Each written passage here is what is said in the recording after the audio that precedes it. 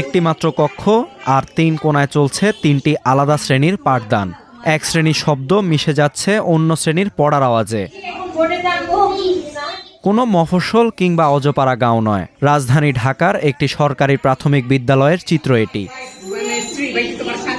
1940 সালে রাজধানীর সূত্রাপুরে একটি ছোট পাঠশালা হিসেবে যাত্রা শুরু করে এই বিদ্যাপীঠ। 1973 সালে বিদ্যালয়টিকে সরকারিকরণ করা হয়। 2020 সালে বিদ্যালয়ের মূল ভবন ঝুঁকিপূর্ণ ঘোষণা করে কর্তৃপক্ষ। এরপর প্রায় 5 বছর বন্ধ থাকে নিয়মিত পাঠদান। দীর্ঘ অপেক্ষার পর গত এপ্রিলে সূত্রাপুরের হেমন্ত দাস রোডের একটি পরিত্যক্ত সরকারি কোয়ার্টারে আবার চালু হয় বিদ্যালয়টি। মাত্র একটি কক্ষে সাময়িকভাবে ক্লাস চলছে। কিন্তু ছোট্ট এই টিনশেড কক্ষে ন্যূনতম সুযোগ সুবিধার অভাব রয়েছে। নেই নিজস্ব শৌচাগারের ব্যবস্থা।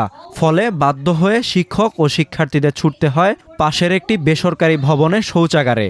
সৌজন্যতার খাতিরে তা ব্যবহারের সুযোগও দিচ্ছেন ওই ভবনের মালিক। আর এই স্কুলে অন্যান্য টিচাররা বর্তমানে বিভিন্ন স্কুলে চলে গেছেন বদলি হয়ে, একমাত্র আমিই আছি এই স্কুলকে এখন পুনরায় আমাদের টিও ম্যাডাম এবং এটিও স্যারের পরামর্শে এবং সহযোগিতায়, তাদের সার্বিক সহযোগিতায় আমি আবার এই স্কুলটাকে 5 বছর পর 2026 সালের এপ্রিল মাসে নতুনভাবে এটা চালু করার উদ্যোগ গ্রহণ করি।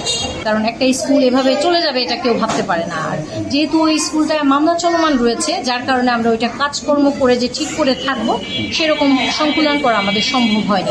প্রতিকূলতা আর সীমাবদ্ধতার মাঝেও প্রতিদিন শিশুদের কোলাহলে মুখরিত থাকে বিদ্যালয়টি। ঐতিহ্যবাহী এই বিদ্যালয়টি টিকিয়ে রাখতে দ্রুত একটি স্থায়ী ও উপযুক্ত ভবনের দাবি জানিয়েছেন অভিভাবকেরা।